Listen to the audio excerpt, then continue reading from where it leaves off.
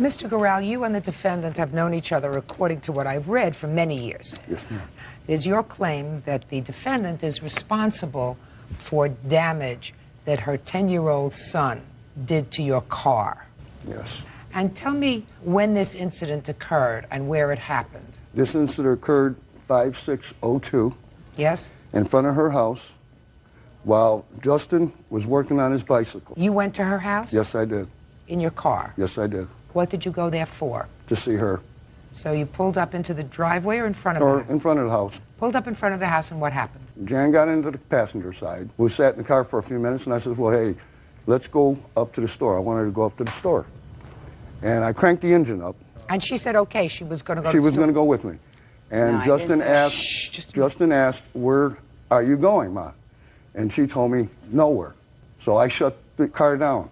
But I turned around and I asked her again. I says, come on, well, let's just go up to the store. So I started the car back up. I proceeded maybe about a foot. This is when Justin ran up to the car with a bike rim, overloaded it onto the windshield. I have pictures. What do you mean of it. overloaded it? Well, he smashed the window out. Okay. I also have pictures of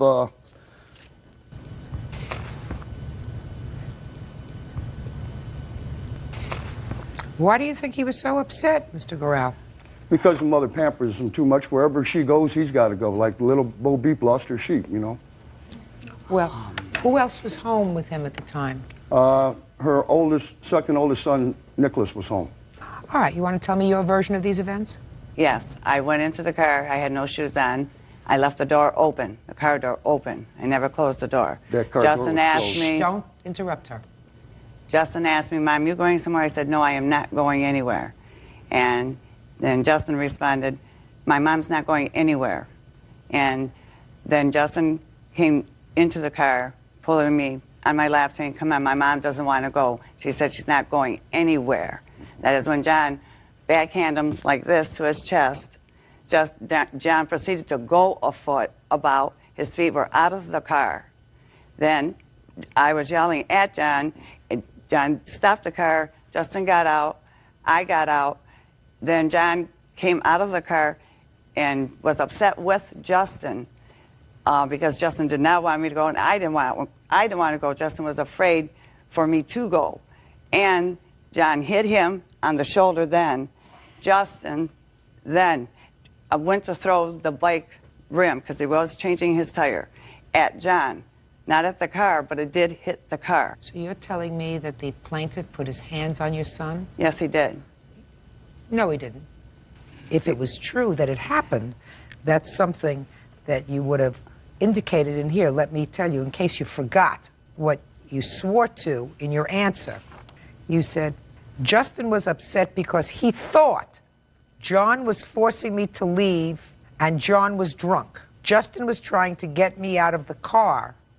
When John pulled away, John narrowly missed running over Justin's feet. That's when Justin threw the bike rim that cracked John's windshield. Nowhere in this statement do you say that he got out of the car and put his hands on your son, which any mother would say. So when I ask you a question, you may be in the right and you may not be responsible for what your son did. But if you lie to me, then I'll never know. Do you understand? Yes. All right. So let's start again, and let's try to make the stories consistent. Okay, I left the door open. Justin asked me if I was going somewhere. I said, no, I'm not going anywhere. And then Justin said, my mom's not going anywhere. John did, though, push him on his chest. He did. And Justin was pulling on me. You were in the car at the time. Yes, ma'am. He was in the car at the time. Yes, ma'am. So he didn't get out of the car and hit him on the shoulder. This was in the beginning. He didn't get out of the car and hit him on the shoulder. Not at that present time, no. No, right. And then, after John had stopped, Justin was out of the car. John did get out of the car and go to the lawn and hit Justin on his shoulder. He did. Did you ever hit the child? No, ma'am, I did not. I don't believe that he hit him. May I speak, ma'am? Yes. Well, after Justin broke the windshield, I sat there with, I'm astounded. My windshield's broke. Where were you when the windshield was broken? I was sitting on the driver's side with both doors closed. And where was she sitting? Right alongside of me, it's a bucket seat. So she was actually sitting there. Yes. when he hit the windshield. Yes. And what happened? What did Justin say after he cracked the windshield? Next thing I know, I look over and Justin's sticking a wrench into the air vent. And I said, that's enough. I jumped out of the car. But I went towards Justin. But when I looked and seen that her oldest son was standing there, I says, no, no, no. I'll just go and call the police. I went home, which I have a police report. And it says that the mother didn't do anything. No, she didn't. She didn't do anything. Justin, stand up next to your mother. You're 10 years old? Yes, Why did you crack his windshield? because he had hit me in the car. He hit you. How did he hit you in the car? He had reached over and hit me Where did he hit you? in my chest, You mean he pushed you? That's why you broke his windshield? and then I hit my head on the window. Sit down. Before this thing escalated into a major confrontation with your son, why didn't you just get out of the car? He asked me if he could speak with me. What was he speaking to you about? He wanted me to go up to the store with him first. He said, and then we can discuss matters, because we don't get along that well. And he's always calling Justin vulgar names, constantly. And you have no right to be with him, madam, if he's calling your child vulgar names. Were you drinking that day, too? No. Were you drinking that day? Yes. Was she drinking that day? No. What are you doing behind the wheel of the car drinking? I wasn't drinking in the car. You had been drinking. What were you doing driving a car, having had things to drink? I had a few beers, Your Honor. Had no reason to get into the car. But I was capable of driving the car, which You I say. know it was wrong. You say. Yes, ma'am. You say. Have you ever been drunk in front of her child before? Yes. Has there ever been any incident of domestic violence between the two of you where you've been drinking? I'd say no. Yes. Mr. Corral, I believe that you are at least partially responsible for the atmosphere that was created on that day. You have a 10-year-old child who has seen you in a state where you are intoxicated. He's probably seen some instance of, if not real violence between the two of you, words that were exchanged that were not nice. And then you come over to the house. But clearly, his desire not to have his mother leave with you, he tries to act like a protective man of the house. That doesn't mean that you are solely responsible, because I think his mother bears some of this responsibility. Because despite the fact that he says he has been intoxicated in front of you, intoxicated in front of your son, you continue to socialize with him. You're right. Right. And your son is outside, and you too know, or you should know as a mother, that your son has witnessed things that a 10-year-old should not witness. Right? That's correct. Okay. So, Could you please listen to this, Your Honor? no. I have Please, something else it's to very say, Your Honor, important. Listen to myself. me. You think that you're not partially responsible? No, I never said that. Well, good. That's what I'm saying to you. The damage that we're talking about is $500. You're partially responsible. Put your hand down, sir. You're not paying good I'm paying attention. attention, ma'am. You're not getting the whole picture. I get the picture. She likes to have a social relationship with you, even though the two of you together may not do the right thing all the time in front of this 10-year-old child, and the 10-year-old child is reacting to past history. Can I say something, please? Yes? All I did, when he had called me, I asked him if he had been drinking, and he said no. So, what So does I that have did- to do with what I just said to you? His behavior in the past has not been the kind of behavior that you want to expose your children to. And you have. And you continue to expose them to him, because if he wasn't drinking on that day, there's always tomorrow. You got me? Yes, ma'am. You got me? You have exposed your children to things that they should not have been exposed to. And if your son is reacting to that, you're partially responsible. He's partially responsible. But he's not his child. He's your child. So he bears half the cost. Suing for $500, judgment for the plaintiff in the amount of $250. You pay the rest. That's Thank all. you, Your Honor. Parties are excused. You may step out. I don't think I should have had to pay anything because he was provoked in it. Takes two to tango. Stay alone if you encounter men like this. And now the next case. All parties in the matter of Higgs versus Culpepper. Step forward, please. 20-year-old college student Jennifer Higgs is suing former roommate, 18-year-old student Chantel Culpepper, for destroying her personal property. Chantal denies the charges. Ms. Higgs, you and the defendant had been college roommates. Is that right? There were 3 girls in your suite? No, there were 4. According to your complaint, you had the defendant and at least one of the other gals moved out of the suite because you believed that one or both of them were involved in stealing some of your property. Yes. That's not what the lawsuit is about. The lawsuit is about some property of yours that was later vandalized. Yes. And you believe that the defendant was responsible for that. And there were 4 girls in the room. Well, it was more like an apartment with 3 bedrooms. I had a single bedroom with myself. Chantal shared a room with Jasmine, and then there was another roommate named Michelle, who had her own room. Now, there came a time when you found some of your items missing and then later found your ATM card missing. And when you subsequently went to check, there was some $1,400 missing. Yes. Now, what made you think that the defendant and or this other young lady were involved in taking your credit card? Because that occurred during February of this year. In January, our other roommate, Michelle, had moved out. So basically, it was myself, Chantal, and Jasmine who were in the apartment. And you made a report of that? Yes. To whom? Report. To the campus police. What happened as a result of that? The bank took a while to get back to the detective, and they only keep the video for about a month. And by the time the bank got back to the detective, the tape was already erased. Well, since there was really no proof that they had taken your credit card, tell me on what authority you believe they were in fact evicted from the apartment. Well, basically we weren't getting along. Other things became stolen. Shower products were being used. My food was constantly being eaten. Okay. So they left. Now, what kind of damage was done to your things in the apartment? The new handle was broken off of my bedroom door. It had been locked when I left. All the wires to the electrical things in my room were cut, like my TV, my PlayStation, my clock radio. Yes, it was actually cut. Real cases, real people. Judge Judy. Jennifer Higgs says former college roommate Chantal Culpepper vandalized her property by cutting the cords to her electronic equipment. When had the girls been evicted from the apartment? Earlier that day, Chantal was helping Jasmine move her things out, but Chantal's stuff was still in the apartment when they left. Was the front door to the apartment, was that locked when you came home? Yes. Other than the key that you had and that Chantal had and that Jasmine had, did anyone else have a key to your apartment other than management? No. Do you have any documentation for me, photographs or anything else? Yes, I do have I'd like to photographs see it, please. of the actual night.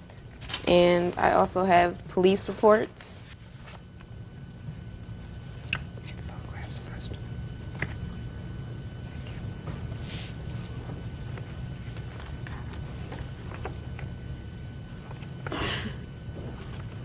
Okay, Ms. Culpepper, now I'll hear you. All right.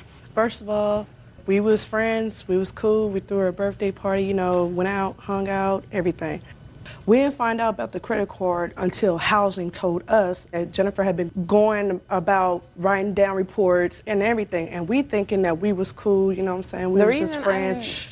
Let's get to the day that her property came up vandalized. We wasn't under the impression that her property was vandalized because we had moved, Jasmine had helped me move out later on that night because we was already being kicked out of that apartment due to her saying that we was wasn't getting along.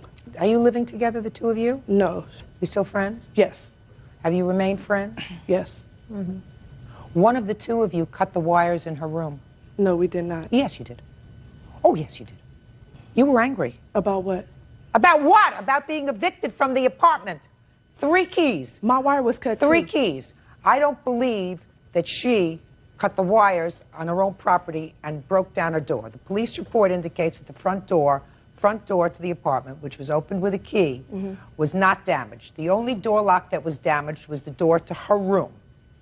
The only people that were angry about the situation, as you've just described, you thought everything was cool, everything was wonderful, and all of a sudden you're evicted, were the two of you.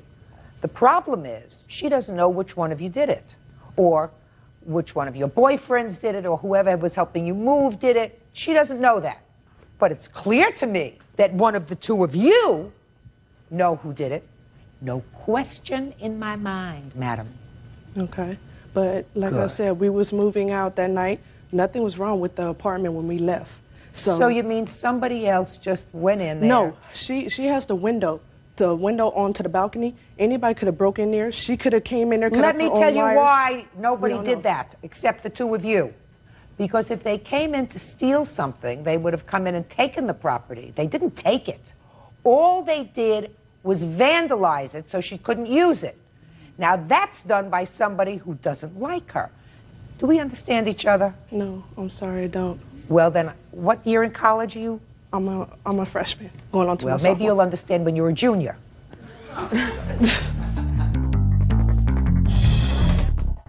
What made you choose this defendant as opposed to suing both of them? Because with the front door, it actually records whose key was used. Oh, and what time they used it? Yes, I have a report from school, and it shows the times that she entered it. She entered 5 times while I was gone that night. So that's why you chose her. Yeah. Are you user 1 or 2? I don't know. They never gave me a copy of that. They said that was only for the plaintiff. They never gave me no information on Well, let me give you this. You I are was user. moving that You night. are user 2. I was moving that night along with Jasmine helping me, so I had to come in and out the door. We are not allowed to keep the door open. So yes, I did use my key. When I came home, my wire was cut off my TV. Did you make a report of that? Yes, I did. When? May 12th. The first report that you made that you had vandalized property was May 12th? This happened April 12th. Okay. So after they said her room was vandalized, you said my property was vandalized too? Yeah, that's the whole reason What why I'm I saying moved. to you is before you knew that her property was vandalized, when you first saw your TV wire cut, did you immediately call housing and say somebody's No, I did vandalized not. my... Of course not. Judgment for the plaintiff in the amount of $370. That's all. Parties are excused. You may step. All right, everyone. Let's unpack these 2 wild courtroom cases because we are looking at some prime examples of misplaced blame, toxic parenting, and petty roommate revenge. Both of these cases perfectly highlight what happens when people refuse to take accountability for the environments they create. Let's break it down. In our first case, we have a situation that screams dysfunction from every angle. Mr. Corral is suing his friend because her 10-year-old son, Justin, smashed his car windshield with a bike rim. According to the mother, Mr. Corral had actually pushed her son in the chest during an argument about whether she was leaving with him, and Justin reacted defensively. However, Judge Judy accurately identified the deeper issue. This was not just an isolated incident of a kid acting out. Mr. Corral admitted to driving over to the house after having a few beers, and the mother admitted he had a history of being intoxicated and getting into verbal altercations in front of her child. The judge split the liability right down the middle, awarding Mr. Corral only half of the repair costs. I completely agree with this ruling. The mother holds significant responsibility for continuously bringing a toxic, volatile, and intoxicated man around her child, while Mr. Corral is equally responsible for showing up drunk and escalating the situation. You cannot create a hostile environment and then act shocked when a child reacts to it. Moving on to our second case, we dive straight into some classic, incredibly petty college roommate drama. Jennifer is suing her former roommate, Chantel, for maliciously cutting the electrical cords to her TV, PlayStation, and clock radio right after Chantel and another girl were evicted from their shared apartment. Chantel tried to play completely innocent, but her defense was full of holes. First, she absurdly suggested an intruder might have broken in through the balcony window, but as the judge perfectly pointed out, a real thief would have stolen the electronics, not just snipped the cords. This was an act of pure, vindictive anger. Furthermore, the electronic lock logs proved Chantel used her key to enter the apartment 5 times during the window when the vandalism occurred. To top it all off, Chantel conveniently claimed her own TV cord was also cut, but she did not report it until a full month later, clearly a desperate, retroactive attempt to cover her tracks. The judge rightfully awarded Jennifer the $370 for her damaged property. Both of these cases show exactly what happens when people try to play the victim instead of owning up to their actions. In the first case, a mother and a friend tried to blame a 10-year-old for reacting to the toxic environment they created. In the second, a petty roommate tried to blame an imaginary intruder for her own vindictive vandalism. What do you guys think? Do you agree that the mother should have to pay half the windshield costs for keeping a toxic man around her kid? And have you ever dealt with a roommate as petty as Chantel? Let me know your thoughts in the comments below, and thank you so much for watching.